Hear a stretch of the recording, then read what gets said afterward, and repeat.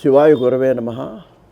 మంత్రబలం శీర్షికలో ఈరోజు గురుగ్రహ స్థితి బాగా లేని వాళ్ళు, ఎందుకంటే జాతకాలు చూపెట్టుకున్నప్పుడు అబ్బా మీకు గురుగ్రహం బాగాలేదండి. అసలు గురువు చాలా అవసరం అండి.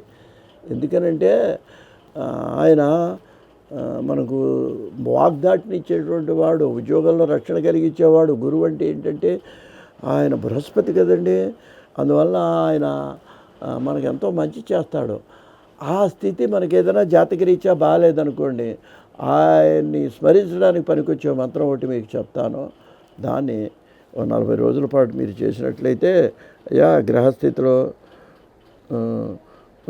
గురుగ్రహము, శుక్రగ్రహము, తర్వాత కుబేరుడు, వీళ్ళందరూ కూడా సంతోషిస్తారండి ఈ ఒక్క మంత్రం వలన. అందువల్ల ఆ శుక్రగ్రహానికి సంబంధించిన వాళ్ళు గురువారం నాడు, శుక్రవారం నాడు కూడా ఈ మంత్రాన్ని మీరు చేసినట్లయితే మీకు ఆ గ్రహాల యొక్క అనుకూలం కలుగుతుంది. గురుగ్రహం, శుక్రుడు ఏంటి యోగదాయకుడు. ఆ శుక్రుడి వల్లనే మనకి వాళ్ళ వివాహం అది అవటం, అనుకూల దాంపత్యం అని శుక్రగ్రహం సరిగ్గా లేకపోతే ఉండదు. అందువల్ల ఈ శుక్రగ్రహాలకు అనుకూలాన్ని కలిగించే మంత్రం ఇది. ఓం భం భార్గవాయ నమః. ఇది కూడా చిన్న మంత్రం అండి. ఓం భం భార్గవాయ నమః. మనం చూడండి, గణపతికి కూడా అలాగే అంటాం. ఓం గమ్ గణపతయే, ఇది ఒక పద్ధతి మంత్రంలో. గమ్ గణపతయే నమః. అట్లాగే ఓం భం భార్గవాయ నమః. దీనివల్ల ఏంటనమాట, కష్ట నివారణకండి.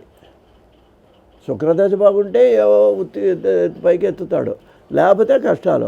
ఆ కష్టాల నివారణకు కూడా ఈ మంత్రం మనకు వస్తుంది. ఆ శుక్రగ్రహ అనుగ్రహం అవుతుంది. కాబట్టి 40 రోజులు స్నానం చేసినప్పుడు రోజుకో 11 సార్లు ఓం భం భార్గవాయ నమః అని స్మరించినట్లయితే ఆ యొక్క గ్రహాల యొక్క అనుకూలం కలుగుతుంది.